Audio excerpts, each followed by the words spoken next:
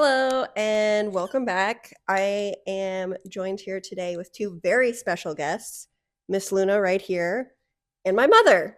Hi. Hi. So today we are going to be, I feel like I say this every video that I do, but we're doing something a little bit out of formula, clearly. I have no PowerPoint. And so what we're going to be doing today is inspired by this podcast that me and my mom are big fans of, which is The Rewatchables. As big movie fans, we have been listening to it recently. She's been listening to it for much longer than I have. I've recently jumped on board. And on this podcast, the whole deal basically is where they will watch movies or rewatch movies and then talk about them. And one podcast episode they did was one of the guys, one of the hosts of the podcast, did a episode where he talked about the 50 most rewatched movies throughout his whole life. And I am stealing that idea a little bit, and I have modified it slightly. So what we're going to be doing today is me and my mother have compiled the list of the 25 most rewatched movies throughout our lives. So, not the movies that we think are the most rewatchable, not the movies that are the best, not the movies that are would be Our in my top favorite. 20. Yep. Yeah. But we have compiled a list of the 25 movies that we believe that we have rewatched the most throughout our lives, and we are going to be discussing it with each other. I do not know what my mom has put. She does not know what I have put, and we're going to be reacting live to these movies, and we're going to be talking about them a little bit. So, yeah, that's what the deal is. And my mom has an honorable mention that she wanted to list before the 25. I do not have an honorable mention. I just have straight up 25. So, to kick things off, Mom, could you tell us your honorable mention? Okay, I can. Okay, so my honorable mention. So a typical family within our family, a tradition is we watch the same movies during the holidays. Hi, And Cricket. those holiday movies become beloved favorites that we watch year after year after year, and they become very rewatchable and ones that we watch the most. However, the honorable mention I would like to mention is the movie The Holdovers. Yeah, that's a The good. Yeah, Holdovers that's a good was one. released 2 years ago. I've seen it 3 times. I've seen it. I want to say 3 times. Okay. Yeah. Yes, and I like this is going to be my holiday favorite from here on out. Yeah. So I picture myself rewatching this movie every year during the holidays for the rest of my life. So that is my honorable mention. I've only seen it 3 times. However, I picture myself seeing it many, many, many more times. That's It's a beloved. I love it. that's a good pick, and Okay. it's like a future rewatchable. You're Yeah. you're you're you're Predicting the putting it you're future. putting it in now. Like it's not Yes. something that you've rewatched now, but you Correct. predict Yes. in the future that yeah you'll have seen it the most. Yes. That's a good pick. Okay. Thank you. Okay, so on to our actual lists. I figure we're just gonna trade off. I say one, you say one. Okay. So my number 25 most rewatched movie is Princess Mononoke. I really wanted to shout out a Studio Ghibli movie because those movies I've seen like recently, more recently in my life, and I haven't really necessarily gotten the chance to rewatch them a ton. But the Ghibli movie that I have rewatched the most is definitely Princess Mononoke. I've seen it in theaters 3 times, I want to say. I've watched it on my own at least twice, maybe 3 times. It's a movie that really means a lot to me, and I feel like it more every time I watch it. Like I just I've rewatch. never seen it, I which know. is also Yeah. crazy, but okay. Yeah, but I just watched the 4K restoration that they did in theaters earlier last year in IMAX, and that was crazy. Like seeing that movie in 4K and IMAX was awesome. And I mean, if anyone has seen that movie, like I I guess it's really funny that I've rewatched it so many times because I showed this movie to one of my friends and she was like, I will never watch that movie again, mostly because it's the most violent Studio Ghibli movie, and she was kind of grossed out by some of the stuff that happened in it.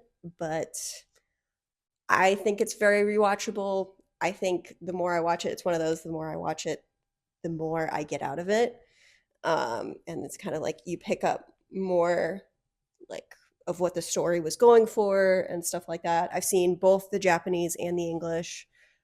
I don't know. It's a great movie. Okay. Fair.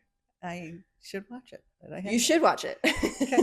Although, to be fair, I don't think it's You a might movie not like that you it. would like. Okay, that's fair too. It's There's a lot of reason action. I It's haven't not seen really. very many Studio Ghibli in general, so No. just a couple. But. Yeah. Okay, so my number 25. Obviously, our lists are going to be different because I'm quite a bit older. So my number 25 goes back to 1989, and it is the movie Parenthood. Really? And Parenthood is the original movie that they made in a series that I think a lot of people have seen, the NBC series called Parenthood, which is based on the movie similarly, not identically. But and I've also watched the series as well that I also loved. But Yeah. Parenthood, the movie, is Steve Martin and his family and kids and his siblings and their kids and his parents and their kids. And it's just funny. It's like early Keanu Reeves. It's baby Keanu Reeves. Yeah, he's like a teenager in that movie. Baby Joaquin Phoenix. Yeah, he's like 10 or something. Yes, he's really little. Right, but then you have like amazing actors like Jason Robards, Steve Martin, and Diane Wiest, like just killing it. And it's funny, charming, makes me cry a little bit. It just kind of has everything I love in a family, and just a lot of it's relatable. It's like the crazy dynamics of family. And we just rewatched it again these past holidays, and it makes me laugh. Yeah. And a movie that's made in 1989 where the jokes still make me laugh, and I've seen it so many times. That just means it's really rewatchable. It's true. Okay. That's true. I didn't know you had seen it that many times. I can quote a lot of the scenes. Yeah. Because, I watched it for the first time over Christmas, and I thought it was a good movie. But, I didn't know it would make it that high. Yeah. Number 25. Well, okay, my number 24 is La La Land. Whoa. I have seen La La Land so many times. Whoa. Okay, I have seen La La Land a couple of times, yes. but not that many times. I've seen La La Land so many times. Why? It's like, I feel like there's always like, it's one of those movies that is a musical, but is a very good movie outside of being a musical. Sure. And Agreed. so it's one of those where if a friend hasn't seen it, I'm like, what the fuck are you doing? You have to see La La Land because everyone is going to like La La Land. And I saw it in live in concert last year, I want to say. And that was really cool. I loved seeing it with the live orchestra. That'd be amazing. I feel like it's just been one that I've seen so many times, like since it came out, 10 years ago, which is crazy. But it's just one that like, I feel like I will never go like a significant period of time, like several years. And I'm like, man, I want to watch La La Land again. And I feel like it really has like a staying power. And I have just seen it so many times. Okay. I've listened to the soundtrack a lot. Yeah. Especially when it first came out, I listened to the soundtrack a lot. It's just, I feel like a movie that has really stood the test of time, even though it's only 10 years old, but it's such a cult classic. So many people love it. And I don't know, I've just seen it a lot. Okay. Seen it a lot. It's a great rewatchable. Yeah, it's a great rewatchable. I feel like it's a very rewatchable movie. I love the ending. Everybody loves the ending. But even though it's sad, even though it's a sad ending, it's still like, I don't cry. Satisfying. It's satisfying. It's very satisfying. Yeah. It doesn't feel like, you're like left off wanting more or like, I don't know. And I think the cinematography in that movie is just crazy. It's so beautiful, which is really cool for like a musical movie that's just set in LA. Like it didn't have to have the colors that it did or like the blocking or the staging that it did. And I think it's really like, I don't know. I think because of like all of that combined, it works really well. And why you have like these, events in concert all these years later. True. Yep. That a bunch of people in my generation like just will go see that movie. I don't know.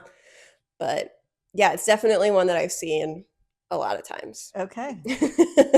Okay. My number 24 is Romeo and Juliet. Yeah. Leonardo DiCaprio, Claire Danes. Yeah. I mean, transformative Yeah. as a younger woman seeing that movie and understanding Shakespeare in a way that made it current and relatable. Mm-hmm. Even though the dialogue was very classic, Yeah. but the staging and the color, the costumes, the settings, like all that stuff is just completely not traditional. Yeah.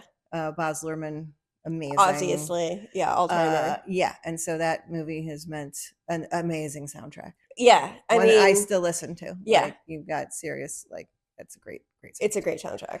Yeah. So that is I've watched that quite a few times. Yeah. I've seen that movie quite a few times too. It didn't make my list, but yeah, I've definitely seen that movie a lot. And yeah, definitely a good like introduction to Shakespeare. Yeah. Mercutio in that movie is amazing. Yeah.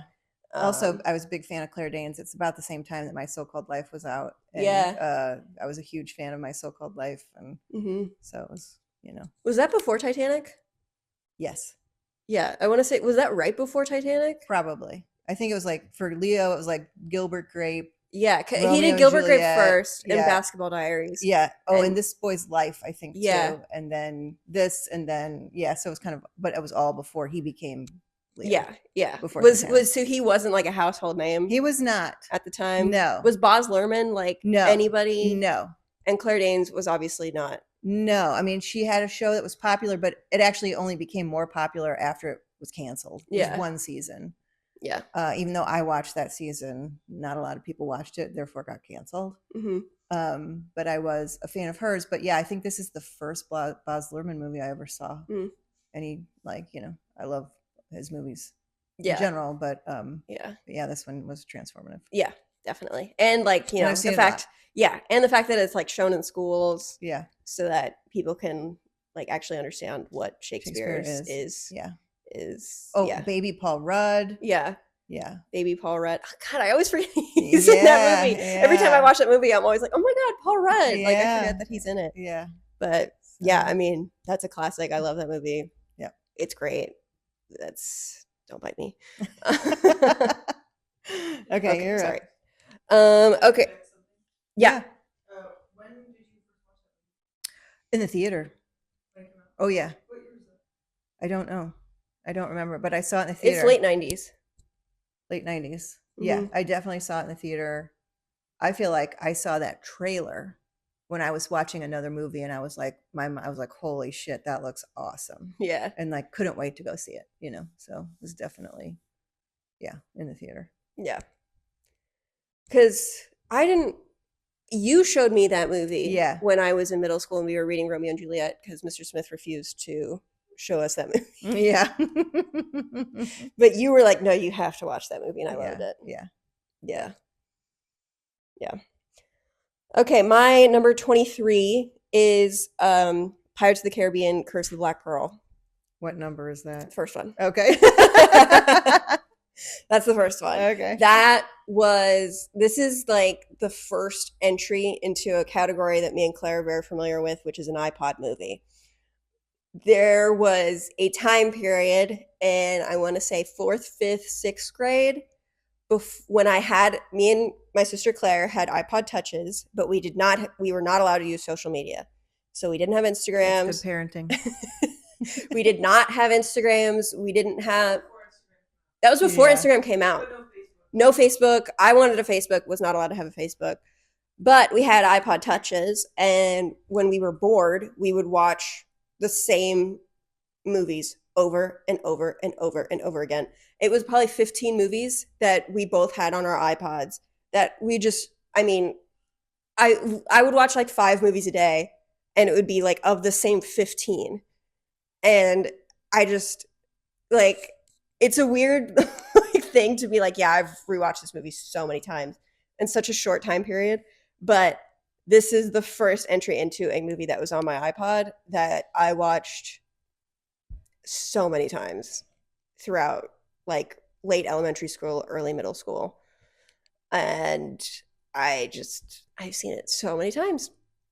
And I think it's a great movie. I really do think that the first Pirates of the Caribbean movie is like, it's an all-time classic action movie. It's, I feel like it's really, really good, iconic, beyond iconic, Johnny Depp Yeah. in Jack Sparrow. Yeah.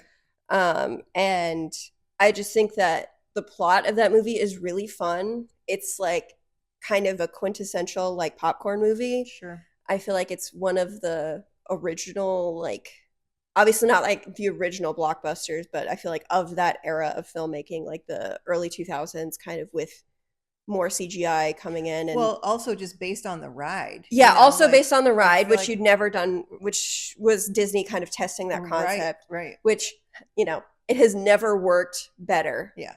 It has, no movie that Disney has ever tried to do tying into a ride. I'm sorry, you're forgetting Jungle Cruise. Oh, sorry. My favorite The Rock movie. How could I forget my favorite Rock movie? Yes. But I really loved that movie. I've seen it so many times. I don't know, that was just always an easy one to watch. Sure. It's one I would just throw on all the time. I think the set pieces are really engaging. I love the visuals. The visuals still look great. I saw it in theaters, I want to say 2 years ago. It was re-released for some anniversary something, and I saw it in theaters, and I was like, damn, this movie is awesome. Good. Like, it holds up. I don't know. It's a movie I've seen a lot. Okay. It's great. Fair. Okay, my 23, continuing with the Shakespeare theme, is Shakespeare in Love.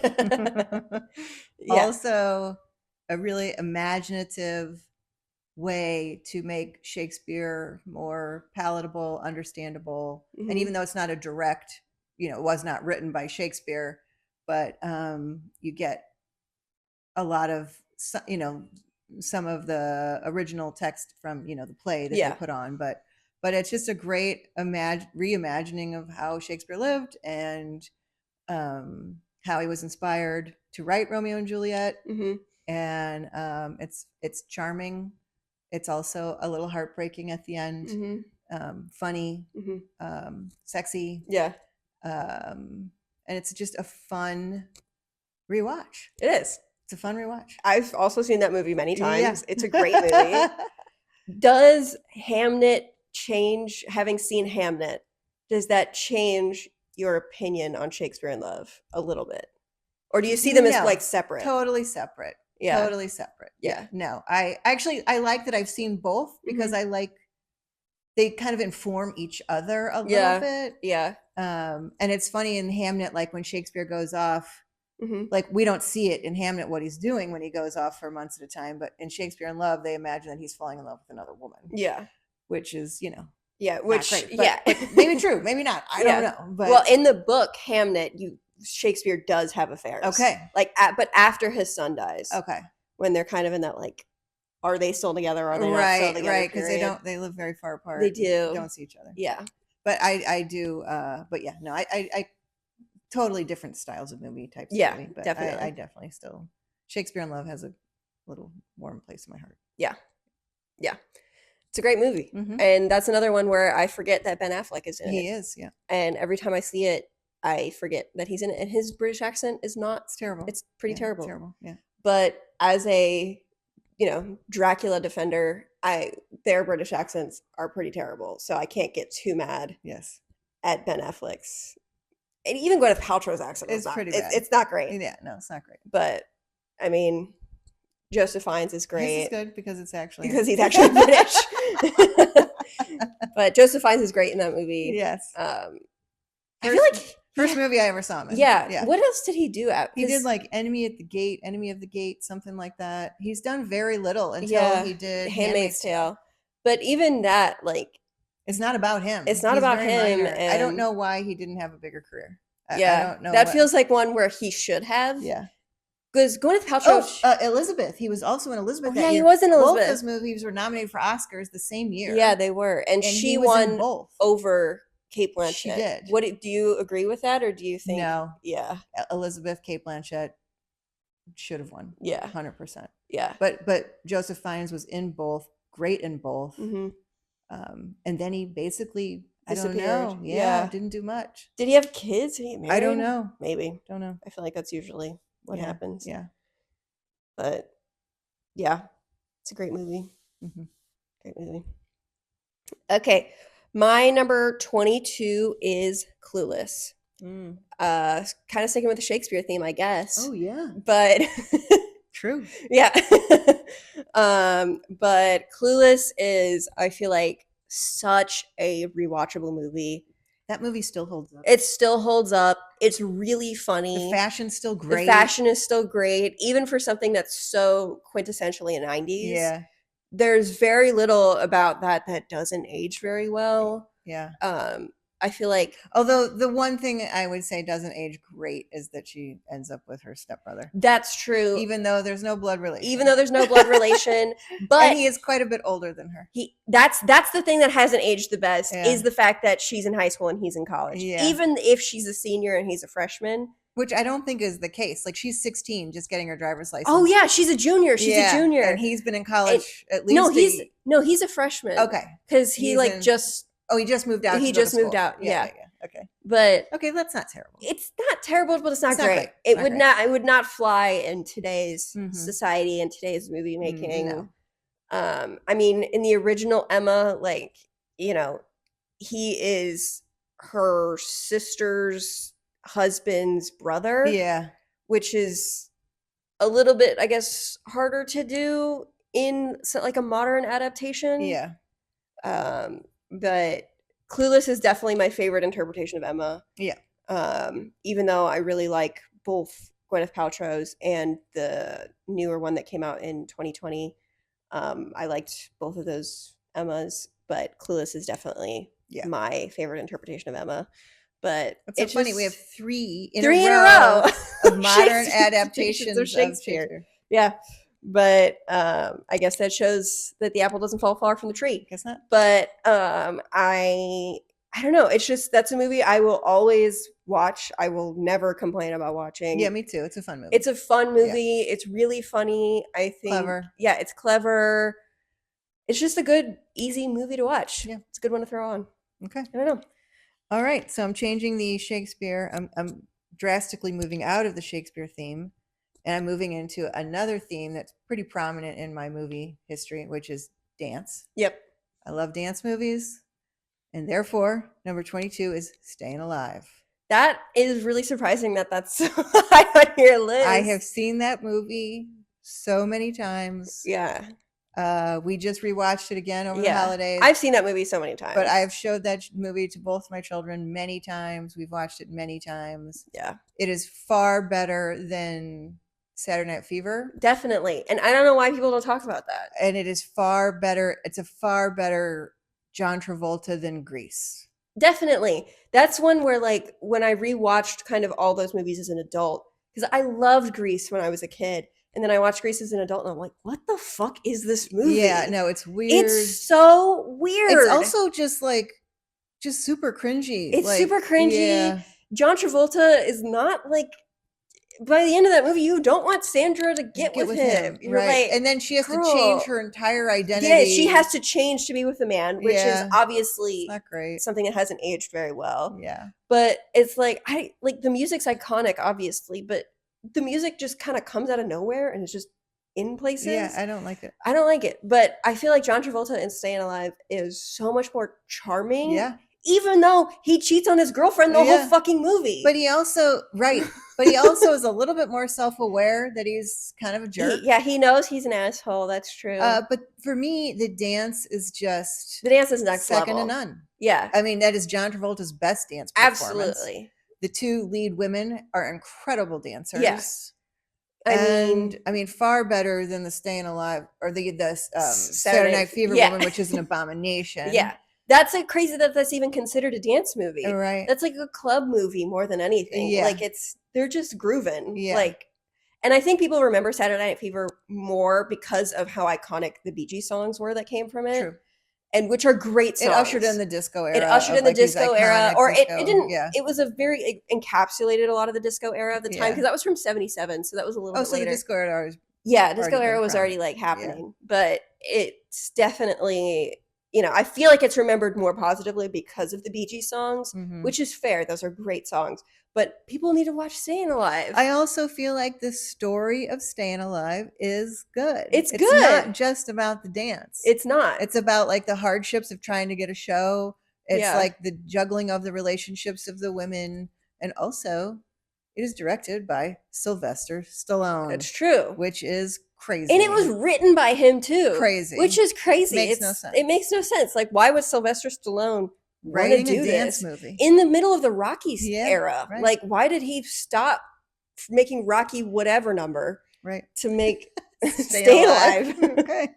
Like, clearly it was something he cared about, but yeah, I don't know. It's a great movie. It's a great movie. Yeah. I love it. Yeah. Best John Travolta. Best has John ever Travolta. been. Yeah. Apex Mountain. Hot take. Apex Mountain for John Travolta. Apex Mountain for John Travolta. Okay, you're up. Yeah. Okay. My number 21 is Dawn of the Planet of the Apes. Seen that movie a lot of times. I think that is a movie that I love deeply. I love it too. Yeah, and I feel like it's so beautiful. I feel like every time I watch that movie, I'm just completely struck by how beautiful it is.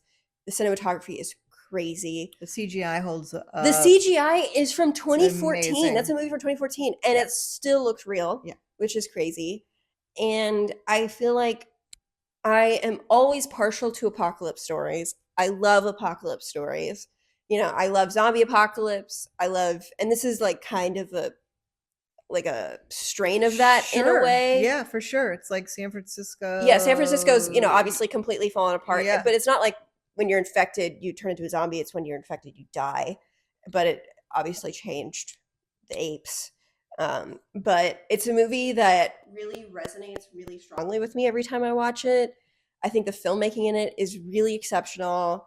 I think that the story just resonates a lot with me, and maybe that's my bias because I love apocalypse stories as much as I do, but it's just really moving. The soundtrack is amazing, and it's just a movie that is one of those where I have no complaints watching it. It's definitely one of my favorites, ever. It's just, I don't know. It's a movie that I feel like has a lot of heart. Yep. The story is really good outside of the special effects. Andy Serkis definitely should have won an Oscar for it. Definitely. The fact that Andy Serkis has never won an Oscar is insane. Mm-hmm. Between Gollum and the Apes movies, how the fuck is he not? I don't know. He's never even been nominated, which is insane because I know. But it's like the misconception that a lot of people have about motion capture, I feel like really prevents people from acknowledging what he does. They don't see it as acting. They don't see it as acting, but it's like, bro turned into a fucking chimpanzee. Yeah. And that's not just the CGI. That's like his body movement and the way that he talks and everything. I don't know. I think that movie is one that I have watched many years. I remember watching it in theaters with you and having it just completely knock me on my ass because it was like, holy shit, this is amazing. Yeah. And I remember being blown away by how beautiful it is. And I don't know, it's a movie that has resonated with me and one that I want to watch a lot. Yeah. So it's one that I rewatched a lot throughout high school. And I've watched again more recently and I was like, damn, this movie's amazing. It's good. I don't know, it's a good one and it's one that I've watched a lot. Yeah. Okay, my number 21 is Begin Again.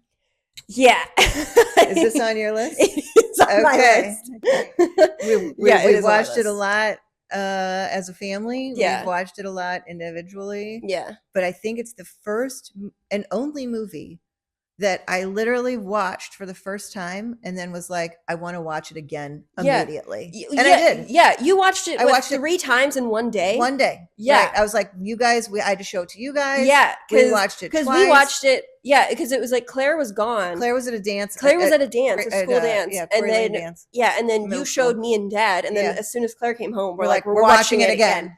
Yeah. So I've never, ever, ever done that for any other movie. No.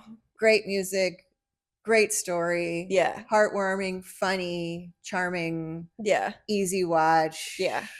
It's just a great movie. It's a great movie. It's one that is so underrated. Yeah. I never hear anybody talk about it. Great soundtrack. Yeah. Mark Ruffalo is great. Keira Knightley's one of my great. favorite Mark Ruffalo performances ever. It's seriously it's so good. Also, and Haley Steinfeld, she's really great in it. She's like a baby. She's a teenager, but she's so great. Yeah. This is obviously after True Grit, but so she was somebody. She'd already been nominated for an Yeah, Oscar. she'd already been nominated for an Oscar. Yeah. So the fact that she's great is no surprise, but it's just such a great movie. I know, it's so great. And like, yes, I know James Corden is in it. And, He's funny in it, but and he's I like funny. him. I like know. James Corden in that It was movie. I'm before he got sorry. his show. It was before he got his show. It was before Into the Woods. It was before all that. Yeah. It's just, and yes, Adam Levine is in it, and people complain about his performance in that movie, but I don't care. I like. I it. feel like Yeah. he plays the part really well because he's playing himself. Yeah. You know, he's playing a musician who cheats on his girlfriend, which he did in real life. Yeah. So that wasn't really a stretch for him. No. And then who feels like an asshole. And his songs are good. And the songs are great. Yeah. And I think it works to his benefit that he's actually like a singer because, you know, Lost Stars, him singing at the end is fantastic. Yeah. I mean, that's a movie I've seen 1,000 times. Yeah, me too. Yeah, I will happily rewatch it. Yeah, me too. Okay, my number 20 is Mean Girls. Okay. Similar to Clueless, but those two movies I watched a lot in middle school. Like, I definitely saw those movies several times. Mean Girls is, one of the most iconic movies ever made, I feel like. Oh yeah, it's one of the funniest. I mean, it's still one of the funniest. It's still funny. It's it's over 20 years old at this point. Yeah. And that's one that I feel like everybody should watch at some point in their lives. Yeah. It's really funny. Lindsay Lohan is great. I mean, Regina George, one of the all-time like movie villains ever. Right. Like, so iconic. Right. There's so much, it's like, I feel like so much about that movie has like aged beyond what it is. Like the memes and the voices or like the lines and everything that's so iconic about it has like morphed into like completely different like thing almost. But then when you actually watch the movie, you're reminded, oh yeah, this is actually a really good movie. Yeah, it's a really good movie. It's a really good movie. Tina Fey is great. Yep. It's like, you know, I feel like it's definitely really representative of that era of comedy, which is obviously such a high point. Like, you know, the early 2000s was really a good era for comedy. And Mean Girls is definitely one of the most iconic ones that has come out of that era. But I feel like it really encapsulates a lot of what made comedies funny in that time. Totally. And it was also kind of a shift into like women can be funny. Yeah, that's true. And that's true. A comedy that's centered around girls, but like girls being multifaceted. Yeah. But yeah, it's just a movie I've seen a lot of times. It's a great one. It's a great one. Really rewatchable. Yeah. Very rewatchable. Okay, my number 20, which will not surprise you, I don't think, is The English Patient. Yeah, that's not surprising. Okay, so English Patient, Ralph Fiennes, just yeah, Colin Firth, like, oh yeah, I forget he's in that movie. Yeah, epic war period piece, but one that moves me every time I see it. Makes me cry every time I see it. Yeah, it was one that would come on TV frequently before streaming. Yeah, and every time I would be scrolling and I'd be like, oh, I'm watching The English Patient. I've seen it 400 times and I'm watching it again. Yeah. Oh, Juliette Binoche. Yeah. Willem Dafoe. Oh my God. Yeah. Yeah. I mean, just beautiful. Yeah. Heartbreaking. Yeah. Everything you want in an epic that, you know, like, I don't know. It's just. Yeah. I mean, I've seen The English Patient a lot of times. I think I made you watch it. Yeah, you made me watch it, and I had a kind of interesting journey, I guess, with The English Patient, where I watched it when I was, I want to say, 13, 14, and I was like, this is cool, but I didn't love it. And then I rewatched it when I was in college, and I want to say I was maybe 19, and I was like, this shit fucking rips. Yeah. Like, this is awesome. Like, and I really loved it, and I feel like because I had that period where I didn't watch it a ton, it didn't make my list. Yeah. But it's a movie that I really, really love. Like, I feel like it's, like a very romantic, epic, like classic movie. Yeah. I've seen it a lot. Yeah. But I guess like that's kind of an interesting thing that you have like the experience or like the memory of just watching stuff on TV. Oh, yeah. And then you would like, the more we get up my list, the more that's going to be part of it. And that's just never, I mean, really been a part of like my life, I guess. You know, obviously I remember like cable TV, like we had cable TV for a lot of my life, but I didn't really ever like just watch a movie that was Because it was on just on. Yeah, no, because it that's was the just way we on. used to watch TV all the Yeah. time. Yeah. So it's like every time now I rewatch something, it's a lot more deliberate, which Mhm. probably means that I have watched these movies less than you have. Mhm. But it's, yeah, I just think that's kind of an interesting, like, dichotomy between how people watch TV nowadays. And Yeah, yeah, definitely. yeah, definitely. Yeah, love English Patient. My number 19 is Crazy Stupid Love.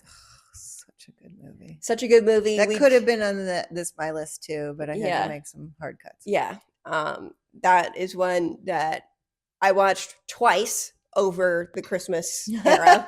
We watched it. Yeah, I watched it with my friend Anna, and then you watched it. I watched it with you guys. That's, I mean, Crazy Stupid Love, like my favorite rom-com ever.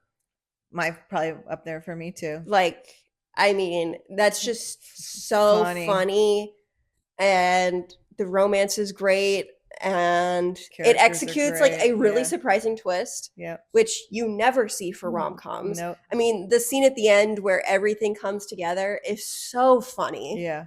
It's so funny every time, but it's also really heartwarming and really touching.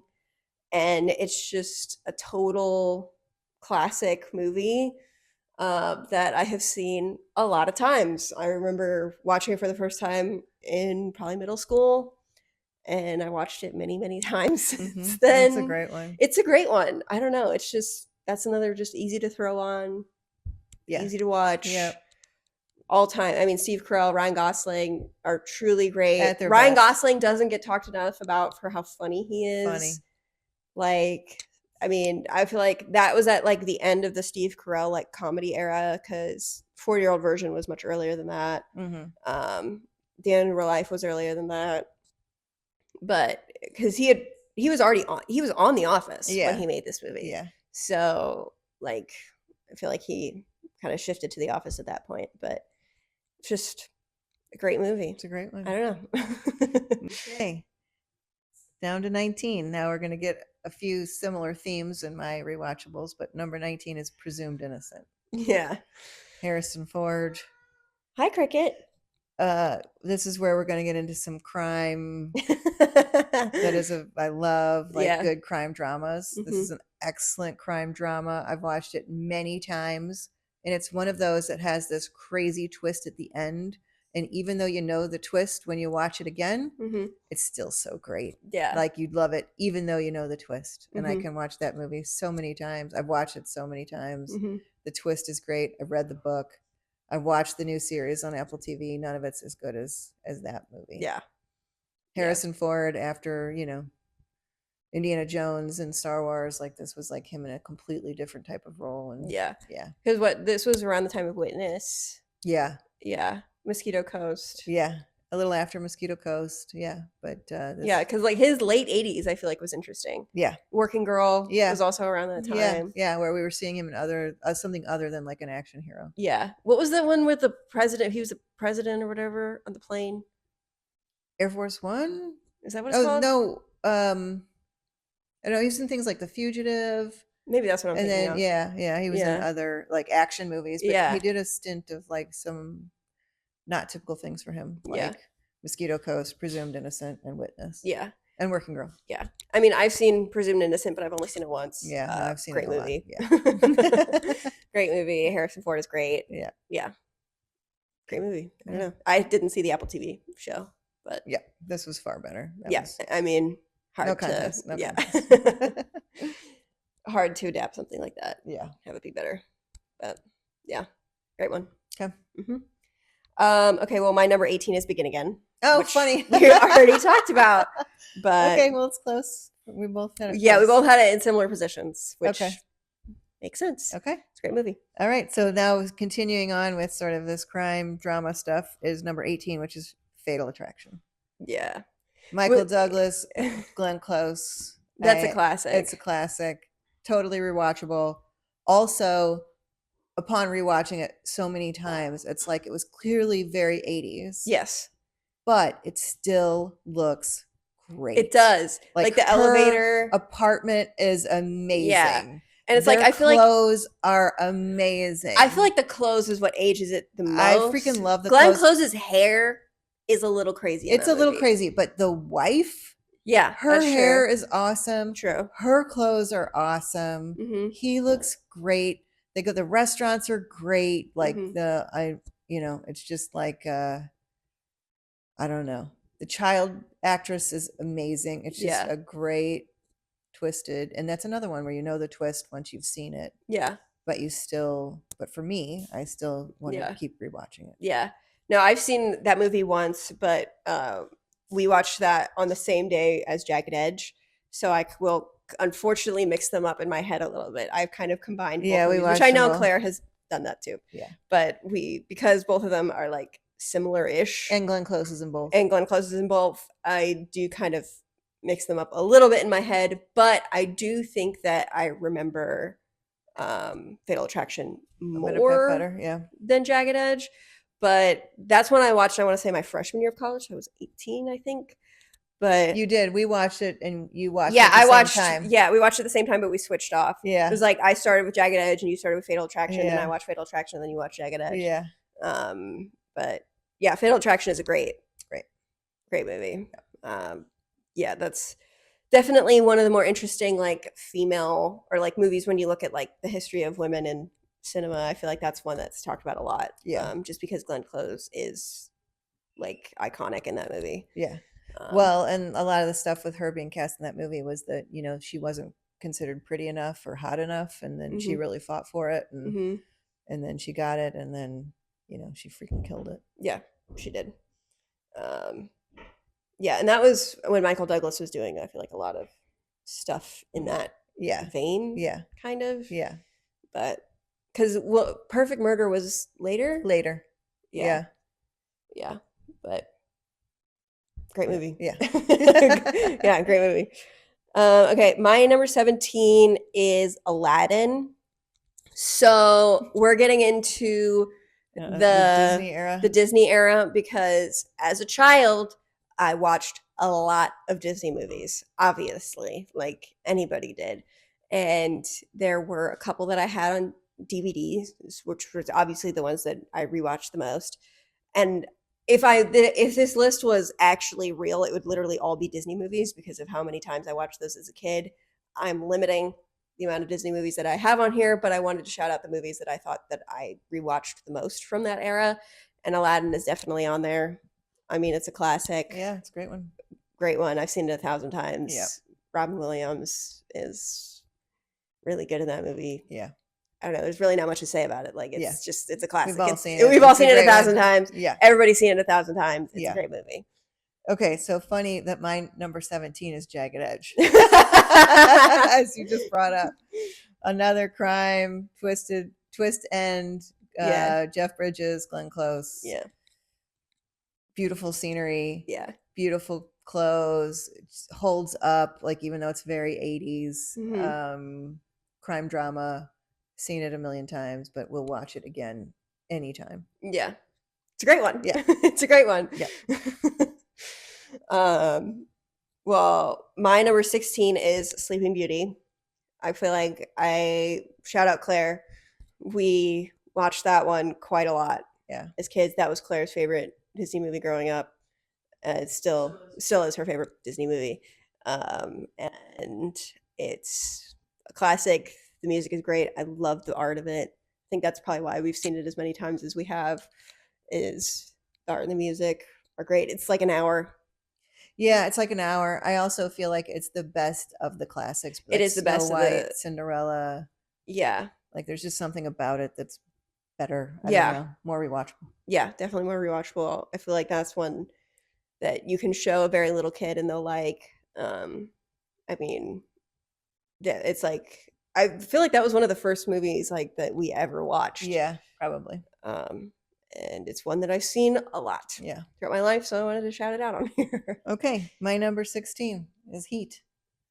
Yeah. I'm guessing that's on your list too? It's actually not. Oh. Because I'm really deliberate with my Heat rewatches. So I want to say I've only seen it like maybe 4 times. Okay. Well, Dad and I have watched it way, way, way more times. Yeah. Because we watched it in the movie theater and we've watched it very frequently throughout the years and with you as well. But yeah, Heat is one of my favorite movies of all time. All time. Yeah. Up there Robert De Niro, Al Pacino, Yeah. Val Kilmer, Yeah. classic, great. Favorite Michael Mann movie. Yeah. Best. Everything is Yeah. And what's really interesting is that I've been going back and watching some of the Michael Mann movies, because the only Michael Mann movie I had seen before recently was Heat. Yeah. And then I recently watched Thief and Manhunter. And what's been really interesting about watching some of Michael Mann's older stuff is you can see how he was building to Heat, how like everything that he kind of did in the like 80s and 90s was like building towards Heat so that he could make Heat. Like that's his masterpiece. Yeah. Like, I mean, Heat is so good. Good. I love it. I love it so much. That's why I'm deliberate with my rewatches. Yeah. That's kind of the hallmark of a movie, I guess, that I love a lot, is that I restrain myself. Yeah. Because I save it for special occasions. Also, like it was such an influential movie. I was just reading about the movie The Town, which is a great movie as I well. love The Town. And so much of The Town is based on Heat directly. And like, so much of The Dark Knight is based on Heat. Yeah. That's like really Christopher Nolan really like shamelessly kind of pulling from Heat. But it's like it's and I mean, obviously having Al Pacino and Robert De Niro in a movie together is crazy. Them in the diner. Them in the diner is iconic. Right. Yeah, one of the most iconic scenes ever. Because they did like the Godfather movies together, but were never in the same scene. Yeah. And so to have them kind of going toe to toe. Also, like, it's like one guy's the good guy and one guy's the bad guy, but it's not that simple. Yeah. Yeah. Because I just rewatched Heat not that long ago. I saw it in theaters. It had like a special re-release at a theater near me for in honor of Val Kilmer. And one of the things that really struck me about this rewatch is how much Al Pacino like is so happy to abandon his family, like, which is like something that I guess I didn't really pick up on the first several times I watched it. But when he's in the hospital with Natalie Portman, she's just tried to kill herself, and he's with his soon-to-be ex-wife. Yeah, and he gets the call that like they've got Robert De Niro, and his soon-to-be ex-wife is like, go, like, I know this is what you want. He gleefully jumps down the stairs of the hospital to like go after Robert De Niro, which is crazy. But when you watch it, you're like, oh, this is someone who is just as devoted to the night and crime as Robert De Niro. Right. Like that they're so cut from the same cloth. And what's really interesting is that Robert De Niro so desperately wants to leave it behind to start a family, at the idea of kind of having something more permanent. And Al Pacino can't wait to throw his away. Mm-hmm. Like he is given the opportunity that Robert De Niro would. And his family sort of burdens him in his job, right? In his job. It slows him down. Yes, so which would be the case for Robert De Niro too. Right. And that's one of those where it's like, if he didn't leave Edie at the hotel after he went to kill Waingro, like, would he have had a happy life with her? I don't think so. I don't think so. No. I don't think so. I think that that's less than 3 weeks. That's less than 3 weeks. That's one of those where it's like, is he really as ready to throw it away as he says he is? Yeah, no way. I don't think so. No. I don't think so. I think, if he was in the same position as Al Pacino years later, I think he would have the same reaction, which I think is really interesting in that they're kind of in like different places in their life, like with family. Mm-hmm. This is like Al Pacino's third marriage that's falling apart, but he's still like, and Robert De Niro so desperately like wants to start something with Edie. It's like, but they're still the same. Yeah, I don't know, and their views of family is the same, and I don't know. I just think it's a great movie. It's a great movie. It's got a lot going on. Yeah, it's long. In it. It's worth it. It's long. The line, "The sun rises and sets with her man," one of the most romantic lines ever in a movie. Mm-hmm. It's Ashley Judd's never been better. Ashley Judd's never been better. Val Kilmer's never been better. I mean, all the action scenes obviously are next level. Mm-hmm. Just a great movie. Yeah. It's a great one. Sorry, I was talking about that movie more than you were. No, I'm happy to have shared that with you. Okay. My number 15 is Pitch Perfect. Oh. Yeah. Whoa. Yeah. Okay. That's one that I watched a lot in high school. Okay. That's like a kind of a quintessential Sophia high school movie. I saw that movie so many times. Weird. I know. Okay. I was thinking back on it. I was like, damn, I have seen Pitch Perfect so many times. And like that's just not one I want to rewatch. No. But I haven't seen, granted, I haven't seen Pitch Perfect in several years. Yeah. But that's one that I would be happy to watch again. That one I feel like is really funny and encapsulates a lot of the humor of that era, which is granted a little cringe in hindsight, but I feel like that's a movie that a lot of girls in my generation have seen a lot. It's really iconic. Sure. Yeah. Obviously the Cup song became Oh yeah. like, you know, incredibly viral and all Right. that. It made Anna Right. Kendrick's career. Yep. I don't know. I've seen Pitch Perfect a lot of times. That was one where every time I would go to the dentist, I would watch Pitch Perfect. Okay. And they're like, what movie do you want What to movie do put you on? want to watch? I would always put on Pitch Perfect. Okay. That's fair. I don't know. It's a great one. Okay. My number 15 is When Harry Met Sally. Yeah. That's probably maybe for me is above Crazy Stupid Love as far as like my favorite rom-com of all time. I mean, When Harry Met Sally, I feel like is one of the best written movies of all It's time. so well written. It's so freaking funny. Yeah. Like it just makes me laugh still. The jokes are great. It's charming. Mhm. It's clever. It's relatable. Yeah. It's New York, you know, Yeah. looking great. Yeah. You know, the one thing that doesn't hold up is, you know, Billy Crystal being a desired No, partner. that's a hot take. That's a really hot take because Really? obviously People When like Harry Met Billy Sally Crystal? is Okay. a movie that a lot of people watch even in my generation. But there's a whole online discourse about this recently on Twitter where someone posted about When Harry Met Sally and was like, this would be a great movie. I wish either lead was attractive. And everyone's like, what the fuck are you saying about Meg Ryan? Uh-huh. That she's not attractive. Right. That's crazy. Yeah. And there's a lot of girls who I've seen thirst for Billy Crystal in that movie specifically. Specifically in the outfit where he's in the white cable That's a great sweater with the beard. The turtleneck sweater. Exactly. Yeah, where When they're he's like unrolling the carpet. when he's in his unrolling the apartment. carpet and Yeah. he's like with the It's a great like sweater. the jeans. Yeah. I've seen a lot of people say that he looks really hot in that specific look and that he is desirable. Okay, throughout I that don't know movie. that I would say he's hot, but he does bring the funny. Yes. In the words of Ben Picardi, you Yeah. got to bring the funny or the money, and at least he brings the funny. It's true. And he is funny, and It's he true. makes her laugh. It's true. And I feel like that really encapsulates one of the aspects of like the female gaze, which a lot of people talk about, but it's that a man doesn't have to be the most physically attractive in order to be attractive. Yeah. A personality can really make up for a lot. Mm-hmm. And she's also really annoying. And too. she's also so, like, you know, it's yeah, not they like balance each other out. They balance each other out. Yeah, and which is obviously the point of the movie is that they're annoying in similar ways. They have, you know, they're just very similar people. Yeah. As much as they kind of fight against it. But funny. Yeah. You can jump in at any point. Yeah. And, you know, just super. Yeah. It's a great movie. Yeah. Great movie. Yeah.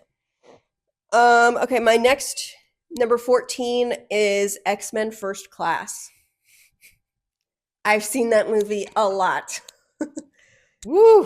Okay. That was a movie that, because I had in middle school, I had my iPad mini, if you remember my iPad mini. And when I would wake up in the mornings, because I would wake up in the morning and before I would come out, I would watch a movie. And you woke up way too early. I woke up way too early, like on the weekends or whatever over the summer. And I watched X-Men First Class a lot during that time period in middle school. That was just such a quintessential middle school movie for me. I don't know. Okay. I don't know that I've ever seen it. I don't know if you've ever seen it either, but I rewatched it recently and I was like, this movie like hits. It's still good. Okay. It's still good. I don't know. And it's like, I mean, it's a really good superhero movie. Okay. I feel like it's like a really classic movie of that era. And I mean, obviously Michael Fassbender is really good in that movie and James McAvoy is really good in that movie. It's got a lot of like serious actors who have since kind of become more afterwards, but I don't know. It's just a movie I've seen a lot. Okay. My number 14 is Point Break. Great movie. Keanu Reeves. I love that movie. Patrick Swayze, swimsuits. Gay. Say no more. And they're gay. They're not gay. They are gay. You're- They're gay. They are not gay. Yes, they are. Just because heated rivalry is gay, No! they're not gay. I've been on the gay stuff for a long time. I mean, Point Break is gay. Like, right? Point Break is gay. Really? Yes.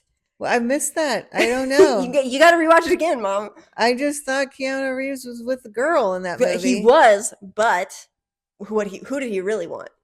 The amount of times like they were like gazing into each other's eyes. Yeah. Yeah. Okay. All right. Well, that's a different spin. I accept it. Either way, it's a great movie. It's a great movie. Yeah. Okay, go on. Okay, my number 13 is Mulan. This is my last Disney movie on my list, and it's definitely the Disney movie I've rewatched the most. Okay. Like, That's a great one. it's a great one. We just watched watched it Yeah. again. It's a great one. It's Yeah. a movie I've seen 1,000 times. I love the soundtrack. Soundtrack's great. Yeah, that was one when we went to Disney World. And when I was like 6, Yeah. and we met the Disney princesses, and I met Belle, and she asked me Who's your favorite? who's my favorite Disney princess, and I said Mulan, and she said that's not a Disney princess. That's really fucked up, Belle. She said that to me. I know, but then she also told me to watch Kim Possible, so she was kind of real for that. So you win some, you lose some, I guess. That Mhm. Belle has had quite an influence on my life. Mm-hmm. But it's just, I mean, there's not much you could say about it. It's a great movie. Yeah, it's a great one. Okay, my number 13 is Wall Street. Really? Another Michael Douglas. I've seen Wall Charlie Street once. Sheen. I've seen it 400 times. Again, if it's on, I'm watching it. Yeah. I will also seek it out and be like, you know what? I'm going to watch some Wall Street. Yeah. Great, iconic 80s New York. Yeah. The phones in that movie are fucking gigantic. Mhm. The biggest phones I've ever seen in a movie. Daryl Hannah is awesome. She's decorating the apartment Yeah. like crazy. Yeah. They're making dinner crazy. It's just, Yeah. yeah, it's a great Yeah. one. Yeah. And I think that's an interesting movie. I remember watching it, and I want to say like late high school, maybe college. But I remember that was an interesting movie for me to watch because that was kind of my post 2008 financial crisis, Yeah. like deep dive. Yeah. Anyone knew me in that era, they knew. Yeah. Where I was really into learning everything about that. That was interesting for me to watch, to kind of learn how Wall Street worked. Like, Yeah. back in the day, Yeah. even though the movie's not really about like, Yeah. how Wall Street worked, but Right. I don't know. I found it interesting. Yeah. No, it's a great one. Yeah, I great would one. watch it. My number 12 is Marie Antoinette. Oh, that should have been on my list. And I didn't. I forgot. Marie That is a Antoinette. hell of a movie. That was an iPod movie for me. That's such a good movie. I watched that movie so many times. Great soundtrack. throughout- 2-disc soundtrack. One of the most, I amazing. mean, iconic. That has been a very influential soundtrack in my life. That was like, I loved the Strokes before I even knew who the Strokes were. I mean, like, it's just Susie and the Banshees. Susie and the which was Banshees. my freaking, Yeah. one of my favorites when I was a kid. yeah, I feel like that's such an iconic soundtrack. I love that movie. love that movie. It's so good. So good. I don't care if it's historically accurate or not. I don't care if it's historically inaccurate. I Love don't it. care. Yeah. It's just, I feel like it says so much about like being a teenage girl. It's just a great movie. Great one. Yeah. Good call. it's- Man, I forgot that one. Thank you. It's really beautiful. Beautiful. That's my favorite Sofia Coppola movie, Mine too. which I feel like is a hot take because everyone loves Lost in Translation. I'm taking Marie Antoinette. I'm taking any Marie day of the Antoinette, week. yeah. Yeah. Any day of the week. Okay. Definitely. My number 12 is Say Anything, Yeah. which we just watched. we just watched the first time. about a year ago. Yeah, about a year ago.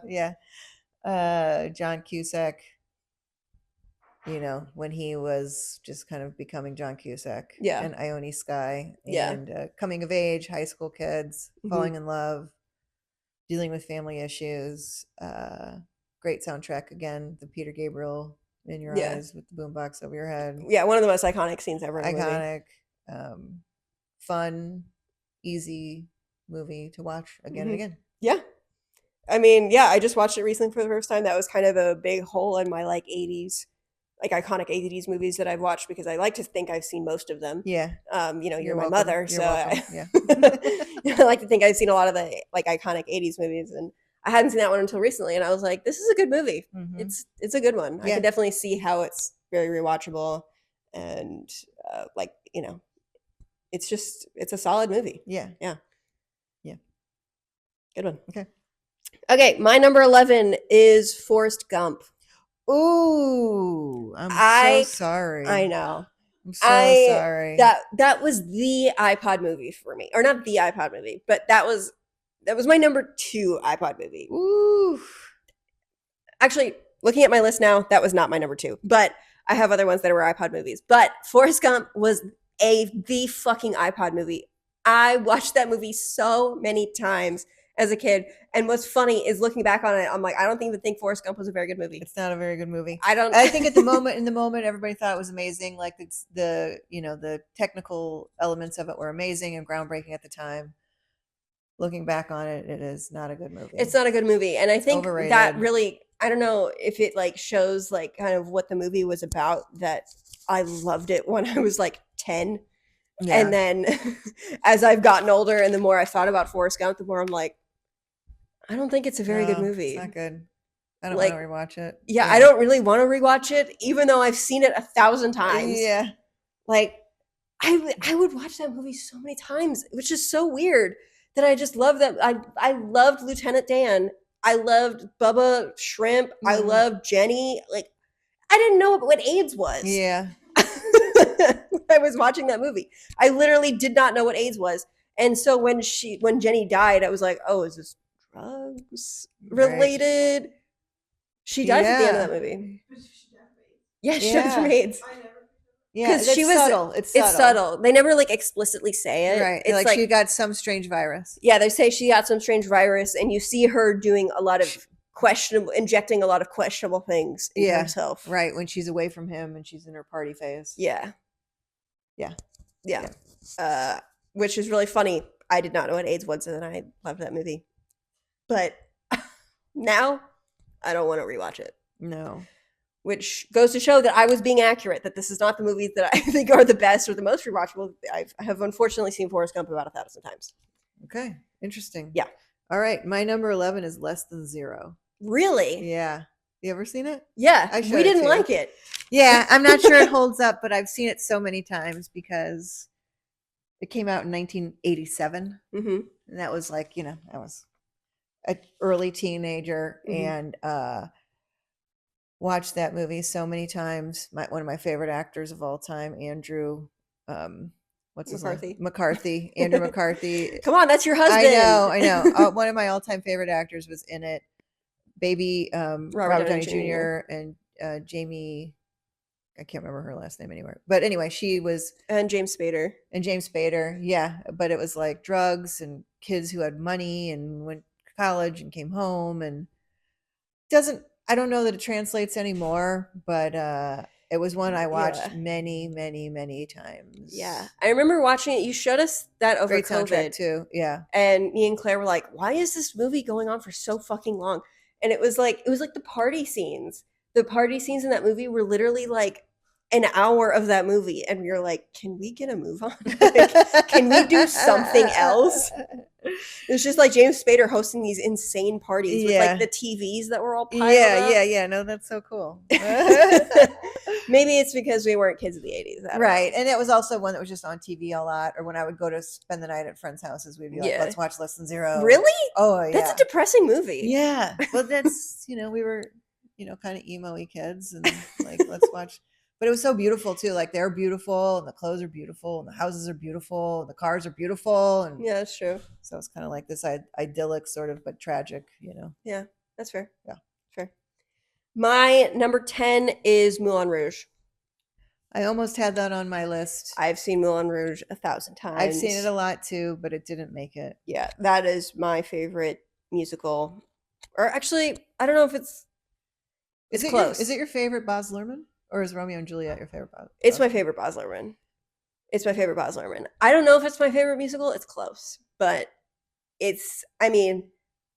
I remember that was one of the So good. first like adult movies I ever watched. Did I showed it to you? Yeah, you showed it to me. I want to say I was in 7th grade. I think we had just moved here. Yeah, we were here. I remember watching it in the other I remember room. watching Yeah. it in here. Did Claire watch it with us? No, Yeah. not the first time. But yes, you did watch it young. Maybe fifth grade. Yes. Okay. Yeah. Because I want to say I was in 7th grade because I don't think you knew what sex was yet. That was the caveat. Or maybe you did, but you were too young to like watch it on a movie. I don't know. I don't remember. I don't remember. But I remember watching it for the first time and crying. Me too. Yeah. I still maintain to this day that the noise that Ewan McGregor makes, like when Nicole Kidman dies in his arms at the end of the movie, is like the saddest sound I've ever heard. Like his cry, it's like literally the saddest sound I've ever heard. Honestly, It still breaks my heart, even though I've seen it 1,000 times. that movie probably has one of my favorite all-time scenes ever. And it's probably not like not anything you'd think was popular, but it's like when he sings Roxanne Yeah. and the guy is the Spanish dancer is singing and Yeah. dancing and he walks down the street Yeah. and bursts into song. It's Yeah. just like amazing. If he Yeah. could sing like that, like Yeah. Ewan McGregor, Yeah. the visuals of it, Yeah. And what's crazy was he did this in between Star Wars movies. amazing. Like, He should have done more musicals. yeah, than Star Wars. seriously. Like, why has he not done more musicals? Because his singing is insane. Insane. I mean, Roxanne, that's like one of my favorite like movie sequences ever. And also, what a great use of like an iconic song from the 80s from the Police. yeah. Where totally like Changes, modernizing it yeah. and fitting And this movie. Yeah, and I love like Baz Luhrmann's editing is always something that's like really known for his movies, and I feel like Moulin Rouge has some of his most like frenetic and Yeah. like crazy Well, moments, but and also- the editing in the Roxanne scene is immaculate. And also the dancing in the Roxanne scene Amazing. which is why I go back to the dancing. But Yeah. the dancing is amazing. The dancing is amazing. Yeah. It's so good. Yeah. But Good I don't know. call. It's Good- just good rewatchable. yeah, it's so rewatchable. I make all my friends watch it. Yeah. I just think, even though it's a weird movie. Yeah. But I just think it's so good. Yeah. And I've seen it 1,000 times and I'll see it 1,000 more in my life, probably. Yeah. It's just, I don't know. Nicole like it. Kidman, I love her look in that movie. Me too. Her I hair, don't her know, makeup. One of my favorite Nicole Kidman performances. Definitely. She's so good in that movie. Yeah. Um, I was actually thinking Nicole Kidman's not on my list, and I was thinking it's crazy that I don't have a Nicole Kidman movie on my list. Hmm. But that would be probably yeah. yeah. Yeah. As Great in movie. general, yeah. Yeah. Okay, my number 10 is Beauty and the Beast. That's Yeah. my one Disney. Watched it a million times. Yeah. I watched it when I babysat my nephew when he was 2, and we watched it literally every day of the summer. So therefore, that just catapults the number of rewatches up. You've But- seen it 60 times in a summer. Right, 60 times in one summer, and then obviously showing you guys Yeah. and watching it many times with you guys. But classic, perfect, amazing Disney movie. Yeah. I mean, that's probably my favorite princess movie, like Yeah. if you exclude Mulan, but Yeah, it's probably my favorite princess movie. Yeah. I've seen it a lot of It's a perfect times. movie. Yeah. no flaws. Yeah. Agreed. But that's one that I didn't have on my list because we never had the DVD for it. So I have definitely seen it a lot of times throughout my life, Yeah, but kind of in the era when we were watching movies. I feel the like I DVDs probably as had much. it on VHS. Honestly, Yeah, I think we had it on VHS, Yeah, and Ben, then I had showed Bennett on VHS. yeah, every and then it was day. like we never had it, and it was like it was never out of the vault. Like yeah, it was always in the vault, like when Yeah. you were looking for it. But yeah, yep. yeah, great Okay. movie. Okay, my number 9 is Brokeback Mountain. Okay, Brokeback Mountain did not make my list because I haven't watched it that many times. I've seen it so many times. I want to say I've seen it like 7 or 8 times, maybe more than that. I feel like you've seen it more. I feel like I've seen it We've more seen than it that. more.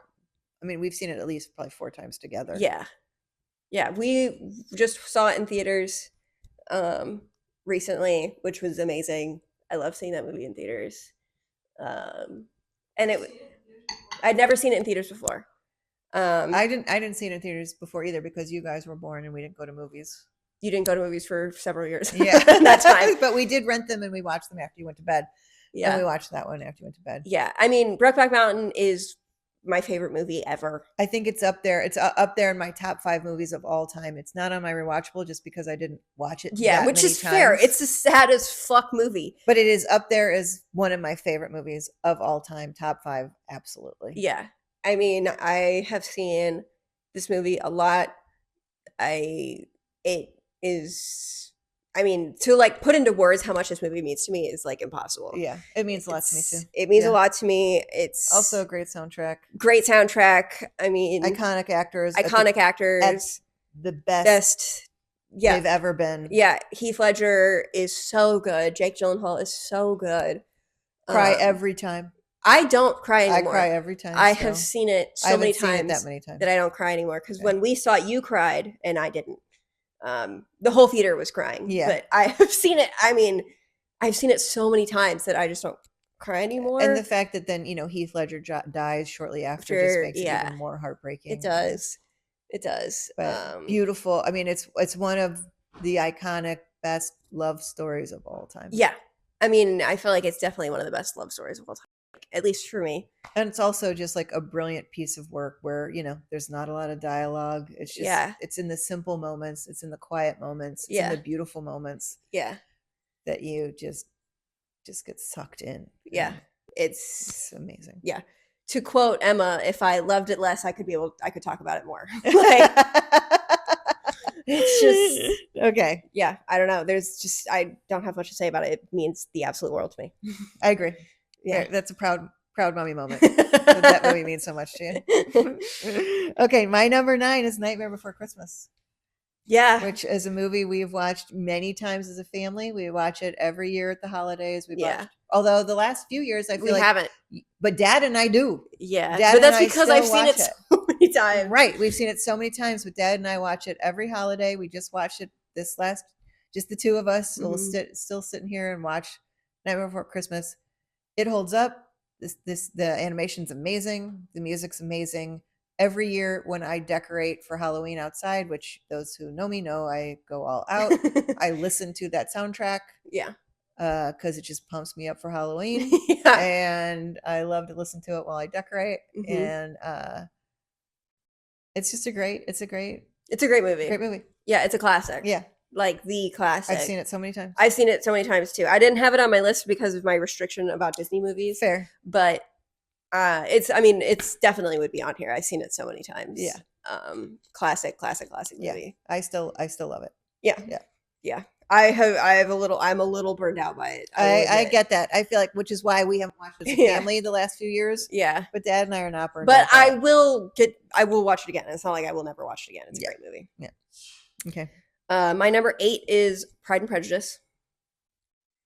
Not surprised. Not surprised. Yeah. I have seen Pride and Prejudice 1,000 times. That's when I have seen it so many times. So I had Pride and Prejudice, the PBS show, on my list, and then it was never released in theaters. So I took it off my list. I've seen that more than the Keira Knightley version, but I love both. Yeah. A lot. Yeah. And I mean, I got to see it in theaters when it was re-released last year. That was so much fun. Seeing that movie in a theater full of girls who love that movie is the best way to watch that movie.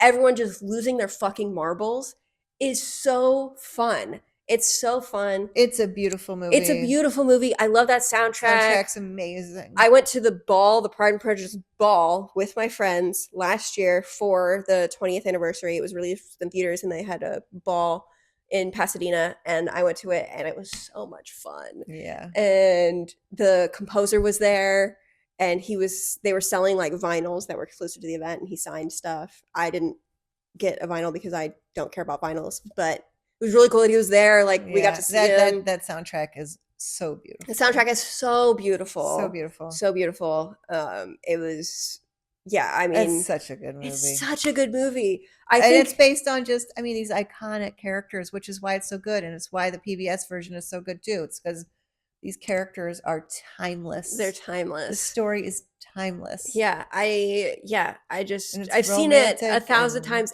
That movie is capital R romantic. Everything 100%. About it. Like, which is like, there's no sex. No. There's no making out. There's none of that. And it's the most romantic movie. Yeah. Even, even if you don't see the American version with the Mrs. Darcy scene at the end, it's still the most romantic movie Yeah, ever, it's and they don't beautiful, beautiful. kiss. But it's, I think the setting, I love the set of it. I think that's the set, the music, everything just really kind of creates this. And it's also just this like, this timeless storyline of money and no money. Yeah, And are you worthy? Yeah. And how do you find love? yeah, and I feel like the catharsis is, when you say like, oh yeah, he just like walks across a field, like, that's not something that you would ordinarily say like, oh my god, one of the most iconic movies or moments in a movie ever. That scene But is I mean, the epic. scene where Mr. Darcy walks across the field is iconic. I mean, he's got his shirt unbuttoned and his long coat, and, And he's the just, like, walking fog. in the fog, and his hair's going It's so back. romantic, And she and just it's happens to be outside at the same time. Yeah, because she's fond of walking, and he Yeah. knows that, obviously. Amazing. Amazing. But I also love the PBS version as much, and you don't. I don't love the PBS version Yeah. as much, but that's because I love so much of the artistry of the movie. Yeah. That's like the sets and the soundtrack. That's true. And I'm not quite as interested in the politics of Pride Yeah. and Prejudice, whereas the miniseries does go into that a lot And more. the which miniseries books is like does too. 4 hours or 5 hours or Yeah. something. It's twice the length of the Yeah. movie. So. Yeah. Because when I watched the miniseries, I was like, this isn't as romantic Yeah. as the movie. And I feel like, But since I saw that first, Yeah. for me, it was like, oh my God, this is so romantic. And I had seen Pride and Prejudice like 1,000 times before I watched the miniseries, because I watched the miniseries in college. Yeah. And It's hard to go back. it's a little hard to go back versus- unless you're Remy, who loves the miniseries, and that's because she loves the book and she loves the shout out politics. to Remy. Shout out Remy. But I just think that the movie is timeless. I've seen it I love the 1,000 movie times. too. I love them both. I've seen, which is a pretty, but that's an amazing achievement, Yeah. to make two really great yeah, versions of the same story. yeah, and Joe Wright is. I do like Joe Wright. I Yeah. like Joe Wright. Yeah. And like that's a movie where like I just put it on for my friends because we wanted to see like which version was on streaming, and then we were like, no, we have to watch the end of the movie. We actually have to watch from Darcy walking across the field through the end of the movie. Yeah. And everybody was just gathered around just watching the movie. Yeah. And it was That's amazing. It was Great amazing. choice. It's Great amazing. choice. Yeah. Okay, my number 8 is Star Wars New Hope. Yeah. So is that your Star Wars movie? That is my only Star Wars movie. And Empire Strikes Back could also probably be on this list. But obviously, this movie came out in the 70s. I was a kid in the 70s. I saw this movie in the theater. You were as like little, a 5-year-old or Yeah. something with my brothers who were, much older than me. Yeah. But this movie has just been a presence in my life, my entire life, essentially. Yeah. And seen it many, many times. And then, when you guys came around, and I remember like showing you, I will never forget showing you this movie the first time, which was at Beaver Creek. Yeah. And when it just came on, we would go there every 4th of July, and every 4th of July, Spike TV or some sort of random channel would have a marathon. Yeah. And we watched it. And I remember watching with you guys the first time. And then we just watched it time after time after time. Like every year we'd watch it, and then we watched it in between, and then we would, like watch, okay, we're going to watch the next one. And then we go back and start the first one. And then when the sequels came out, we would watch the originals. And when the prequels came out, we would watch the originals. Yeah. Yeah.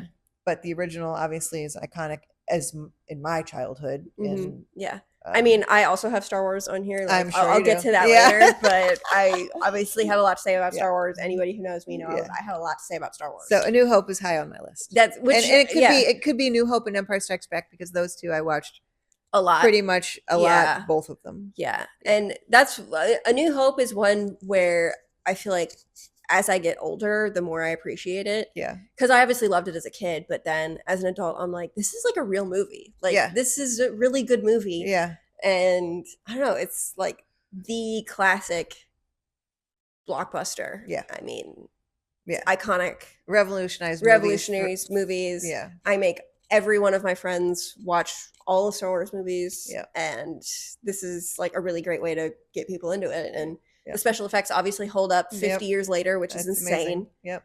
It's a great movie. Okay. Yeah. Okay, my number 7 is The Dark Knight. I knew this was going to be on your list. Yeah, I yeah. just didn't know where. Yeah, I've It, seen. it would have been on mine if we had gone like maybe top 50 because Yeah. I've seen it a lot, but not nearly as much as you. Yeah, I have seen The Dark Knight so many times. The Dark Knight is like a perfect thriller to me. Agree. I feel like it does so much so well, and even though it rips off Heat, and even though I love Heat, I just feel like The Dark Knight is so good, and maybe it's my bias towards comic book characters or whatever. And I had also seen The Dark Knight a lot younger than Heat because I was older when I watched Heat for the first time. I want to say I was maybe 18 or 19. Whereas The Dark Knight I saw for the first, I don't even remember. I feel like I was in middle school, Yeah. maybe. Yeah. But that movie is fantastic. Heath Ledger, obviously, All-time villain. all-time villain, All-time soundtrack. all-time soundtrack. All-time everything. Yeah. Beautiful. It's probably my favorite superhero movie of all time. Yeah, it's my favorite superhero of all time too. Like, Yeah. pretty much no contest. Yeah, no contest. Um, There's no second. yeah, Yeah. yeah. It's on a different tier. It's on a different plane. Yeah. Like The Dark Knight is really on a different plane. I agree. And I think part of that is because it's almost not a superhero movie. You know, there's so much about it that is just a really good thriller. Yeah, it's a great And I thriller. think that's why I love it so much. And it's really hard to even recognize Heath Ledger in it too. Like, even though I've seen Brokeback a million times and I've seen this a million times, it's still like I have to really like focus, and it's really hard to even see him in it Mhm. because of how good He's he transformed. is. Yeah. He's transformed. Yeah, I've seen it 1,000 times. I will watch it Me too. like any day of the week. Yeah. Oh, sorry. Back. It's just, it's a classic. I've seen it a ton and I love it. So I that love it contributes too. to it. Okay, my number 7 is Pretty Woman. Really? Yeah, Huh. all-time favorite Julia Roberts movie. I'm a big Julia Roberts fan. Mystic Pizza. Yeah. I've seen a million times as well, but I put Pretty Woman on my list because I've watched it more, and I think it is more rewatchable and Yeah. holds up more. I mean, there's a lot of things that don't hold up in that movie. Yeah. But it's iconic. funny, Yeah. charming, and I don't know. It's just a easy, great. I mean, you know, the themes are really weird if you think about it too hard, or not even that hard. Yeah. But the themes are weird. But Mhm. I love it. It made her who she is. It was just like freaking. Was that iconic. before Mystic Pizza? No, Mystic Pizza was first. Mm. And then this was second, and this really blew her up. Like this Yeah. was like holy shit. Richard Steel Gere- Magnolias was also in there. It was like I don't know if Pretty Woman or Steel Magnolias was first, which I've seen that movie a gazillion times too. Mhm. But those early three Julia Roberts movies were iconic to me, and I think Pretty Woman was the most. Yeah. I've also seen Pretty Woman several times. Yeah. Like, it's a great movie. Yeah, it's a great It's movie. iconic for a reason. It's a really great rom-com. Right. Was Richard Gere like already famous? He was, because he'd already done Officer and a Gentleman. Oh yeah. Yeah, he'd already done quite a bit that made him. Yeah. But a lot of his movies were a little bit before my time. Mm. Like I was too young. I've seen Officer and a Gentleman since, but I didn't see it as a kid. Yeah. And so this was kind of my introduction to him, Yeah. pretty much, you know. Yeah. So yeah. Love Pretty Woman. Great movie. Yep. Yeah, great movie. Okay, my number 6 is Tangled. I forgot that I was gonna say I thought you were done with Disney. Well, I was done with Disney, and then I remembered that Tangled existed, and it's like I had the like classic Disney. I feel like that's a different realm. Tangled is in a different sphere. Yeah. Given the amount of times that me and Claire have seen that movie, like, right, Claire? That's one of your most rewatched movies ever, probably. Yeah, that's your number 1 iPod movie. Yeah. Like, it's not my number Cute. 1 iPod movie, but it's up there. I've seen it so many times. It took me a while to come around to this movie. Yeah. I didn't like it nearly as much as you guys did for many years, but then I've recently rewatched it a couple of times, and I was like, this is a really fun movie. It's a really fun movie. I just think that it's really funny. I love the adventure in it. Great music. Great music. Yeah. I watched it. It's everything you want from a Disney It's everything movie. you want from a Disney movie, and I guess I put it in a different category because it's 3D and it's not 2D. But they're doing a live action remake of it. I'm not excited. That's not great. Because that's how I feel about all Disney live action remakes. But I really, really loved it. Or as a kid, I've seen it so many times. Like, Yeah. that's like definitely one of the iPod movies for me. Okay, my number 6 is Footloose, the original from 1984. Yeah, well, I mean, you're not talking about the Miles I Teller am remake. not. Nope. There was a Miles Teller remake This is from Kevin 2011. Bacon, Sarah Jessica Parker, who became my queen. Yeah, But also the dance as a yeah, young, as a teenager who, or young. Oh, this was like I was 12 or something. yeah, Who danced like this was like the all iconic dance movie. yeah. I have also seen Footloose a lot. Footloose was an iPod movie for me too. Yeah, I've seen Footloose a lot. I didn't put it on the list, but I've seen it a lot. it's good. I haven't seen it. I haven't seen it in a while, but I would totally watch it. Also, I just feel like it's gonna hold up. And Yeah. but I've seen it a million times. Yeah. Okay, my number 5 is all of the Harry Potter movies. I know this is a bit of a cheat, but I kept thinking, and I have not seen any one Harry Potter movie more than the other. That's because Wasn't Prisoner of Azkaban an iPod movie for both of us? Oh my God, you're Oh. right. Actually, I think it might be Prisoner of Azkaban. okay. I guess in recent years, I feel like I don't watch the Harry Potter movies without watching The all whole of them. series. Did you finish it, Claire? Are you still watching? We got halfway through 7 part 1. Okay. Okay, yeah, I forgot. Prisoner of Azkaban was an iPod movie. I have seen that movie probably more than the others. Um, I mean, the Harry Potter movies are Amazing. Iconic. Yeah, I've seen iconic. them a lot too. I'm Yeah. sure you've seen them more than me, but I have. we've watched them many, many, many times as a family. Yeah, we have watched them many times as a family, and I mean, there's really nothing to say about them. No, they're great. They're great. Everybody should see them. Yeah. You know, even despite J.K. Rowling as a person, Right. they're They're just great movies. They're great Fun movies. stories. Yeah, they're fun stories, and they're iconic for a reason. I don't know. They're great movies. Okay, my number 5 is Top Gun, the original from 1986. Yep. Amazing soundtrack. Tom Cruise changed my sorry. life. The volleyball scene, amazing. I mean, I don't know what else to say. Yeah. It's I love Top Gun. flawless. Action, romance, friends, funny, Hmm. all there. Yeah. I have not seen Top Gun that many times, honestly. I feel like I want to say I've only seen it like 2 or 3 Yeah, I've seen it many because times. we rewatched it before we saw Maverick. We did. And I feel like that's the last time I've seen it. Mhm. But it's a great movie. Yeah. I love that movie. Yeah. Yeah. Great. My number 4 is Tron. This was an iPad. This was an iPod movie. iPod movie. I yeah. have seen Tron 10,000 times. Yeah. I mean, one of like the most iconic movies for me in my life. The soundtrack is one of the best movie soundtracks ever. Agree. Visually, one of the most like beautiful movies. It still stands up. So many of the special effects. We just rewatched it. We just rewatched it because we were in Disney. We were in Yeah. Disney. In Disney World. Yeah, in Disney World, and I mean, it's just I've memorized that movie. I mean, like one of the best theme park rides I've ever been on. Yeah, So good. so good, so good. Love. We need to take Claire. We do need to take Claire to the Tron ride because Yeah. the Tron ride is so much fun. Yeah. But that movie is really foundational, I feel like, to me as a person because I saw it so many times. Yeah. Like, I mean, I knew this was going to be high. on yeah, the it's list. definitely, Yeah. I mean, there's no world where Tron is not high up on my list. Yeah. And I feel like people, with like F1 coming out and Maverick, people don't talk enough about how Joseph Kaczynski started with Tron Legacy. Like, it's a great movie. And he kind of disappeared for a little bit and then he came back with Maverick, but it's one of the foundational movies for me, like as a person, and I've seen it 1,000 times and I have it memorized. Okay. All right. Now my number 4 is Bram Stoker's Dracula. Yeah. It had to be in my top 5 rewatchables because I've watched it a gazillion times. We've watched it a gazillion times as a Yeah. family. Yeah. I mean, this used to be we watched it every Halloween, but we watch it more than every Halloween.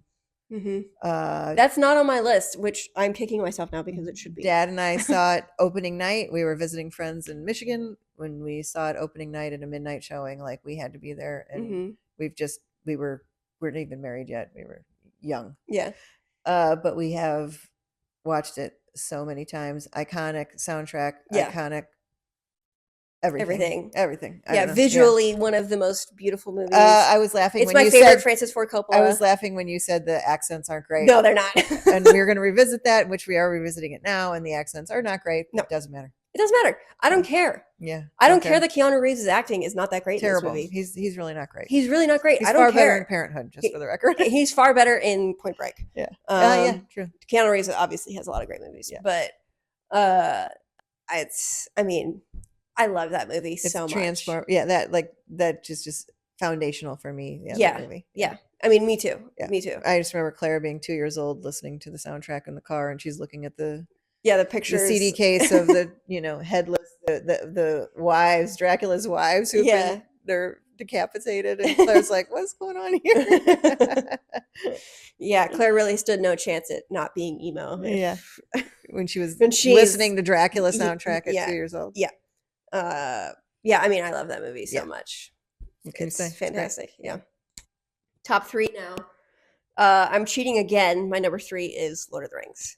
Fair. I just rewatched the extended editions in theaters. You've seen those movies. I've seen these movies so many times. So many times. I mean, if you know me as a person, Lord of the Rings, absolutely foundational to me as a human. Red Hobbit. Exactly. Mm-hmm. My fan account from middle school. Yeah. I mean, to say I love these movies is like an understatement. Yeah. Like, it's like, okay. Thank you, cinematographer Claire. Okay, so top 3 now. And I am cheating a little bit, and my third spot is Lord of the Rings, obviously. Lord of the Rings is a movie that I've seen. I mean, all 3 of them. The reason I put all 3 as one is because I'm never watching one more than the others. Mm-hmm. It's like whenever I put them on, I'm always watching all 3 of them. I'm not watching like Fellowship and then turning and not finishing it. Yeah. But I just did a rewatch of that in theaters for the extended editions, which was really great because I've only seen the extended editions twice. I'm a theatrical cut girly, which is a hot take if you love Lord of the Rings, because a lot of people prefer the extended editions. But I mean, I've seen these movies 1,000 times. Like, I mean, so much throughout middle school. I mean, I was a crazy Lord of the Rings nerd in middle school. I've seen these movies just 1,000 times. Great movies. They're great movies. It's the best trilogy ever made, no question. Best trilogy ever made. I mean, the amount of work that went into them is really, really astounding. I love the behind the scenes for it. It's just a trilogy that means a lot to me. The Lord of the Rings movies mean quite a lot to me. I will rewatch them any day of the week. I try to rewatch them at least once a year.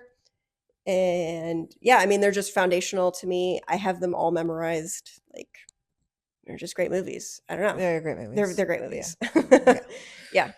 Okay, so now my number 3 is I'm going fully into my 80s mode, which is St. Elmo's Fire. Yeah. Which is probably the least popular of the 80s movies kind of that era. Mhm. But for me, it was like the start of the Brat Pack. And like Rob Lowe and Judd Nelson and Emilio Estevez and L.A. Sheedy and Demi Moore. Yeah. And just like a great story of like people coming of age and trying to figure out what they want to do with their lives. Yeah. And I was that age at the time. This movie was, I was still in high school, but it was still like, something I could relate to. Yeah. And it was a bunch of beautiful people and like this cool Washington, D.C. sort of, genre, Joel Schumacher, beautiful movie. Yeah. I've never seen it. We almost watched it during COVID, and then we got into a fight, and we watched about 10 minutes of it, and then we turned it off. So I should watch it. I should, because that's a hole, I feel like, in my 80s movies knowledge. Repertoire. Yeah. But it's interesting. I feel like Rob Lowe has probably been the most successful like since then, or Demi Moore. She went through a period, I think Demi Moore. Yeah. I mean, she hasn't always been popular, but I mean, she's been iconic and was the highest paid actress of all time when she made Striptease. Mm-hmm. she's now just got nominated for an Oscar Yeah. last year. Like Rob Lowe became popular with his television stuff, Yeah, but she's kind of maintained the movie that's star true. Rob Lowe is status. not necessarily a movie star anymore. He does a No. lot of TV. Yeah. Yeah. Okay, my number 2 is Revenge of the Sith. I needed Star Wars representation on here because I've seen all of the Star Wars movies a ton of times, and Revenge of the Sith is definitely the one that I have seen the most. There was a while there in Colorado where me and Claire were watching it probably every day, or I mean, at least once a week. Whenever we would drive anywhere, and we would watch movies in the car, we would watch Revenge of the Sith. I mean, I have it memorized. I can quote the whole thing, and it's not even a really good movie. It's got some flaws. It's got some. It's putting it mildly. It's obviously the best of the prequels. Yeah. But that's not a high bar to clear. Yeah. When you're looking at Phantom Menace and Attack of the Clones, Yeah. those are some pretty bad movies. But Revenge of the Sith, I mean, I don't know. We thought that movie was so funny, like as kids. Like there's elements of it that we thought were really funny. Like, do you remember like when Obi-Wan goes to Utapau and he talks to those guys? We thought they looked so funny. Those, I don't know. I remember you like really laughing at them. I feel like part of the reason why it's kind of maybe iconic too is that it is the bridge to Darth Vader, like Yeah. into then the originals. Even though that's the biggest flaw of the movie is that it's a switch that flips. yeah, It's like Anakin. Anakin. It doesn't really work. It doesn't work. And what's so sad is how much potential was there, Yeah, which obviously gets explored a lot more in Clone Wars, which retroactively makes Revenge of the Sith better. make more sense. Make yeah. more sense. But nobody watched Clone Wars as much as you guys did. Nobody watched Clone Wars as much as we did. That's definitely my most rewatched TV show of all time. But I mean, it's just I don't know. It's not even a good movie, but it's one that I've seen 10,000 times, and Okay. I have it completely memorized. And obviously, the impact of Star Wars on me, I needed some kind of Star Wars representation because Star Wars has had such an impact on me, and as it has for most people. Yeah, But I feel like Dad saw A New Hope in the theater like 9 times or yeah, something when he was which a kid. most kids did at that time. Yeah. Which I'm really jealous of all kids who got to see that movie in theaters because I wish I could have seen A New Hope in theaters. Yeah. But yeah, Revenge of the Sith is definitely the Star Wars movie that I've just seen the so many times, most. which I feel like shows my age and that a lot of kids my age were watching the prequels Yeah, a lot. Which then a lot of people grew up and were like, why the fuck did I like these movies? Mhm. And then some people haven't, and I need everybody who thinks that the prequels are legitimately good movies to sit down and like take a serious look at it.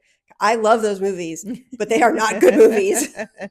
They're not good movies, and I feel very strongly that they are not good movies. Sorry. Oh, man, you're getting her hair everywhere. Yeah, I know. Okay, my number 2 movie is The Breakfast Club. Yeah. Another Brat Pack, but not quite.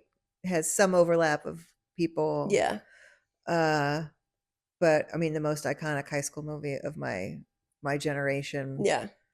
Totally beloved and rewatched. And it's like probably one of the movies that people my generation made sure their kids watched. Yeah. I've seen Breakfast Club a lot of times. Yeah. Yeah. It's a great movie. Yeah. And also like the stereotypes kind of still hold up. Yeah. There's a lot of it that still holds up. There's a lot of it that doesn't, but but a great movie and one I've seen a million times. Yeah. Yeah. I mean, I love Breakfast Club. I've seen it a ton. Yeah. It's a great movie. Yeah. I mean, it's just a really well-written movie. Seriously. It's just, yeah, it's a really solid movie. It's great. Funny. It's funny. sad. It's heartwarming. It's charming. Yeah. It's kind of the first of its kind. Yeah. And I feel like so many people tried to do Breakfast Club and they couldn't do Breakfast Club. Yeah. Okay, my number 1. You ready for my number 1? I feel like you're not going to guess what my number 1 movie is. It's got to be. Is it an It's an iPod movie. Yeah. I think I know it. I think you probably know it. Oh. Can you give me a hint? Wait, can I? You can make a guess. Is it Yeah. Oh, I would have never guessed that. Woo! My number one Oh, movie is Mamma man, Mia. Sophia. Yeah, it's Mamma Mia. I have seen Mamma Mia so many times. That was the iPod movie for me. Like, without a doubt, I watched that movie so many times. I think I've seen it once. I know, which is so funny that I love it so much. And that's one that, like, I don't even know if it's a good movie because I have so much nostalgia for it that I can't look at it like critically. Mhm. I have seen it so many times. I've listened to the soundtrack so many times. I don't even listen to ABBA. No, that music. Like those We songs don't are listen Mamma to Mia ABBA, songs. yeah. And we never grew up listening to ABBA. No. But those songs are Mamma Mia songs, hands down to me. Like, I don't even, if I hear the ABBA version, I'm like, that's not Meryl Streep. Like, that's weird. But I mean, I just love that movie so much. And I saw it recently because it was re-released in theaters. And I saw it with my friend Penelope, who had never seen it before. And I was like, this movie still rips. Like, it's still awesome. And I don't even think, like, I think if you watched it, you'd be like, really? Like, Mm-hmm. this is the movie you've seen the most? The other thing is I grew up with the ABBA versions of those songs, and I didn't love them then. I'm Yeah. not going to love them now. I Yeah. don't know. I don't know. I love it. I have seen, yeah, that was like the movie that I saw so many times in that time period. And I don't know. I don't like, I loved the music. I'm really surprised I know, I that it's know. that over like a Star Wars or Lord of the Rings. It is because it is the iPod movie. Okay. And Lord of the Rings and Star Wars were not iPod movies. Yeah. They were like kind of in a different, I still rewatched them a ton, but like they were in a different field. Whereas the iPod movie, it's like whenever I was bored, I was like, I'm gonna watch Mamma Mia. It's been 2 days since I've seen it. Like, wow. Okay. yeah, no, I've seen it so many times.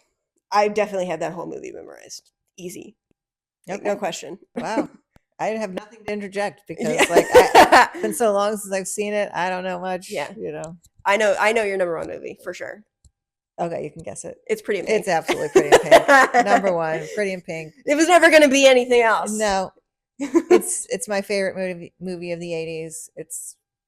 I mean, this one just means so much to me, and was so like just inherent to my teenagerhood, and yeah, I've seen it so many times. It was like, whenever I'd go to a friend's house to spend the night, like we're watching Pretty in Pink again, or like we're just watching it again, again and again. It was on TV, and I'd watch it again and again and again, and I would still watch it to this day, again and again and again, because I just love it. You should watch it in theaters. It's being re-released in theaters. I know, but it's during the Olympics. It is during the Olympics, but you should.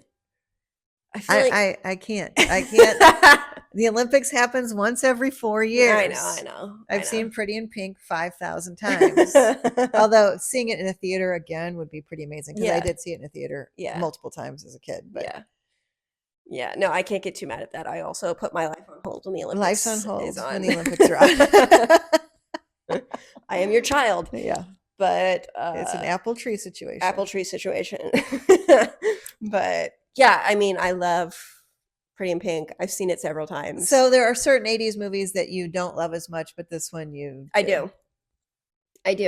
I feel like that one is a little bit like when I was younger, I didn't love that she ended up with Andrew McCarthy, because I was like, Ducky has been. That wasn't the original script. I know that wasn't the original script. Original script is she ends up with Ducky. Yeah, but and Molly Ringwald's like she can't end up with the dork. Yeah, which I was kind of like, I felt bad for Ducky. Like, I was like, really? Like, that kind of sucks for him.